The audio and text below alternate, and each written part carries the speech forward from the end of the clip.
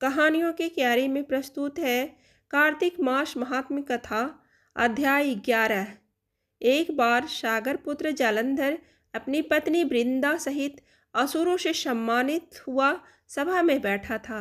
तभी गुरु शुक्राचार्य का वहां आगमन हुआ। उनके तेज से सभी दिशाएं प्रकाशित हो गई।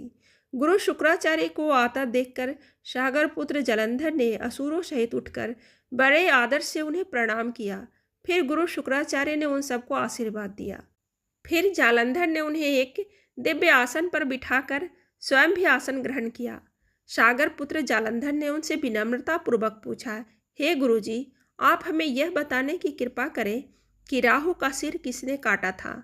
इस पर दैत्य गुरु शुक्राचार्य ने विरोचन पुत्र हिरण्यकश्यपु और उनके धर्मात्मा पौत्र का परिचय देकर देवताओं और असुरों द्वारा समुद्र मंथन की कथा संक्षेप में सुनाते हुए बताया कि जब समुद्र से अमृत निकला तो उस समय देव रूप बनकर राहु भी पीने बैठ गया। इस पर इंद्र के पक्षघाती भगवान विष्णु ने राहु का सिर काट डाला। अपने गुरु के मुख से इस प्रकार के वचन सुनकर जालंधर के क्रोध की सीमा न रही। उसके नेत्र लाल हो गए। फिर उसने अपने धर्मर नामक दूत को बुलाया और उसे शुक्राचार्य द्वारा सुनाया गया वृतांत सुनाया। तत्पश्चात उसने धर्मर को आज्ञा दी कि तुम शीघ्र ही इंद्रपुरी में जाकर इंद्र को मेरी शरण में लाओ। धर्मर जालंधर का बहुत ही आज्ञाकारी एवं निपुण दूत था।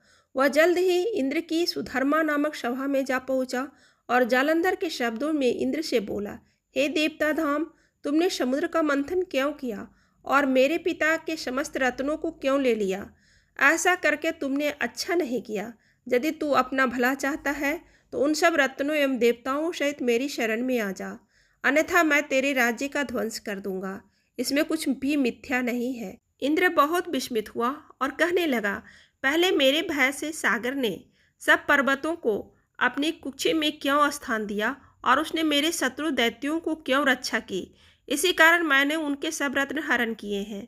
मेरा द्रोही सुखी नहीं रह सकता, इसमें संदेह नहीं। इंद्र की ऐसी बात सुनकर वह दूत शीघ्र ही जालंधर के पास आया और सब बातें कह सुनाई।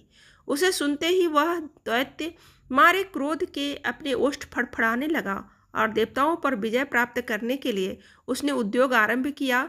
फिर तो सब दिशाओं पाताल से करोड़ों करोड़ों दैत्य उसके पास आने लगे। शुंभ निशुंभ आदि करोड़ों सेनापतियों के साथ जालंधर इंद्र से युद्ध करने लगा। शीघ्र ही इंद्र के नंदन वन में उसने अपनी सेना उतार दी।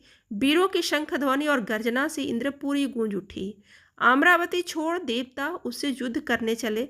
भयानक मारकाट हुई। असुरों के गुरु आचार्य शुक्र अपनी मृत संजीवनी विद्या से और देवगुरु बृहस्पति द्रोणागिरी से औषधि लाकर जिलाते रहे। इस पर जालंधर ने क्रुद्ध होकर कहा, मेरे हाथ से मरे हुए देवता जी कैसे जाते हैं?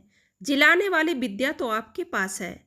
इस पर शुक्राचार्य ने देवगुरु द्वारा द्रोणाचार्य से औषधि लाकर देवताओं को जिलाने की बात कह दी।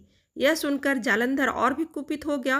फिर शुक्राचार्य जी ने कहा, यदि शक्ति हो तो द्रोणागिरी को उखाड़कर समुद्र में फेंक दो, तब मेरे कथन की सत्यता प्रमाणित हो जाएगी।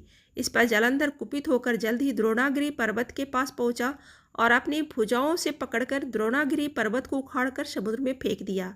यह तो भगवान शंकर का तेज था। इसमें जालंधर की कोई विचित्रता नहीं थी। तत्पश्चात यह सागर पुत्र युद्धभूमि में आकर बड़े तीव्र गति से देवताओं का संहार करने लगा। जब द्रोणाचार्य जी औषधि लेने गए तो द्रोणाचल को उखड़ा हुआ शून्य पाया। वह भयभीत हो देवताओं के पास आया और कहा कि युद्ध बंद कर दो, जालंधर को अब नहीं जीत सकोगे। पहले इंद्र ने शिव जी का अपमान किया था। यह सुन देवता युद्ध में जय की आशा त्याग कर इधर उधर भाग गए। सिंधु सूत निर्भय हो अमरावती में घुस गया। इंद्र आदि सब देवताओं ने गुफाओं में जाकर शरण ले ली।